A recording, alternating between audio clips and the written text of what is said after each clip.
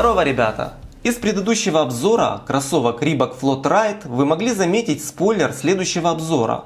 Все верно, это кроссовки Adidas X9000 L3. И сразу главный вопрос, для каких задач подойдут эти кроссовки? Судя по внешнему виду, с точностью на 99% можно отметить, что это чисто беговая модель. Но не будем делать преждевременные выводы. Кроссы X9000 L3 не бюджетная модель. Цена сравнительно высока. Full прайс ранее составлял, как можете видеть, 4399 гривен. В пересчете на доллары это 160 долларов. По скидке я их выхватил всего за 65.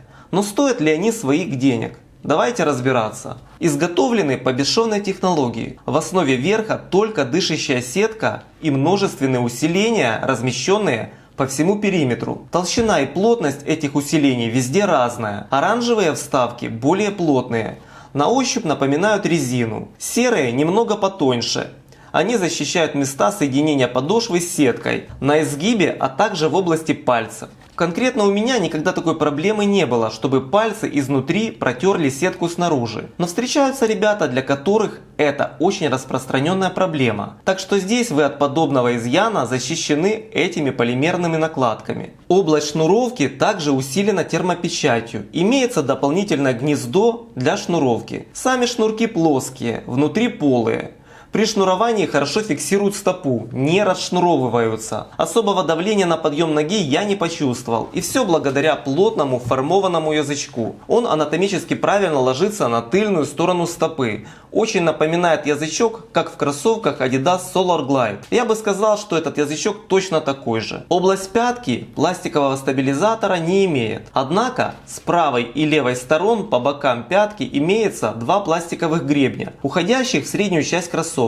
Они как раз и удерживают ногу от завала и стабилизируют пятку, а также частично стопу. Приблизительно такое решение мы уже видели в тех же кроссовках от Adidas Solar Glide, только там они были покороче. Внутреннее обрамление стакана пятки выполнено из синтетического заменителя нубука.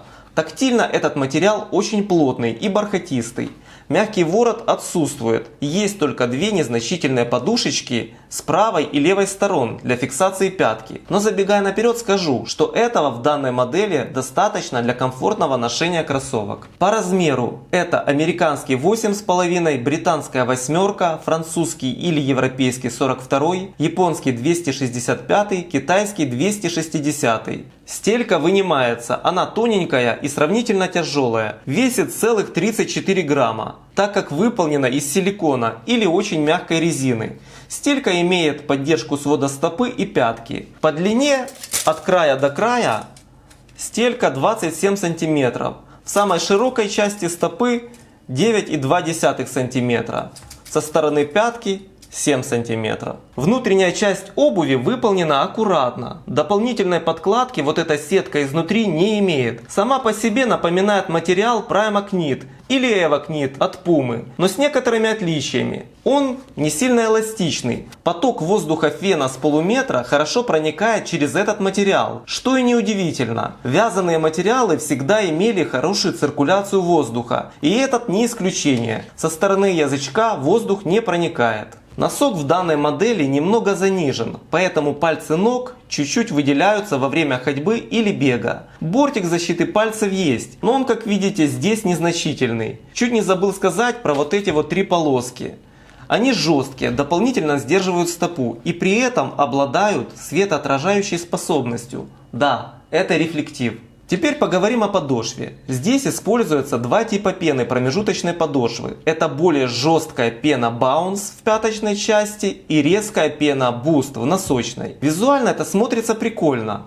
Но как это положительно должно отразиться в плане ходьбы или бега, не совсем понятно. В передней части стопы, если смотреть на кроссовки со стороны пятки, мы сможем увидеть, насколько широка эта область. Если ее замерить, то без малого она составляет 12 сантиметров. Это реально положительно сказывается и на устойчивости. Для бега с передней части стопы Boost отличное решение, но ввиду того, что здесь относительно маленький перекат, бегать в этой модели может быть не совсем и не всем комфортно. По крайней мере, на длительной дистанции так точно. Так как я на пятку никогда не приземляюсь во время бега, пена Bounce мне не показалась чересчур жесткой. Ударов по спине и коленям я не чувствовал. Амортизации для веса 80 кг мне было достаточно. Но для марафонов я бы их брать точно не стал. После взвешивания данной модели я увидел немалый вес, который составил целых 308 грамм, и это в размере 8,5. Хотя с виду они и не кажутся прям такими тяжелыми. Этот немалый вес берет на себя как раз таки тяжелая стелька и вот эти вот пластиковые гребни, а также протектор. Он в принципе не такой толстый, где-то 2-3 мм, но в средней части с внутренней стороны он толстым слоем внахлёст идет на пену Bounce. Кто его знает, сколько сюда влито этого полимера. Если провести тест на скручивание, то кроссовки практически не скручиваются. И это с учетом отсутствия торсионной пластины такая жесткость. Если же пальцами прожимать пену, то буст немного мягче и продавливается полегче. В протекторе также имеются окошки для облегчения кроссовок на несколько лишних грамм. А также есть мелкие шипы. Функционального свойства они не имеют, служат только гарантом того, что вы покупаете новую обувь и не более.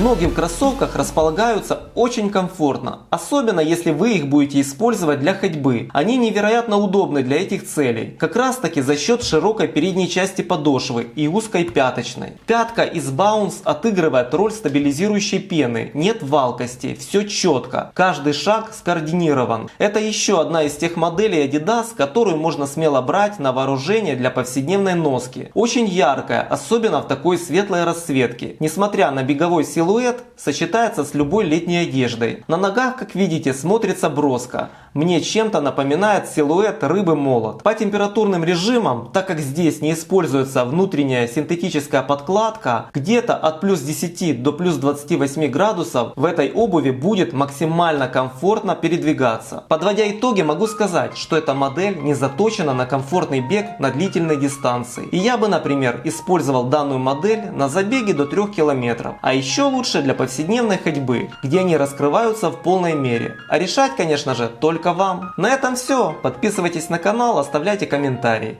И помните, кроссовок много не бывает. Будьте здоровы, друзья. Всем пока.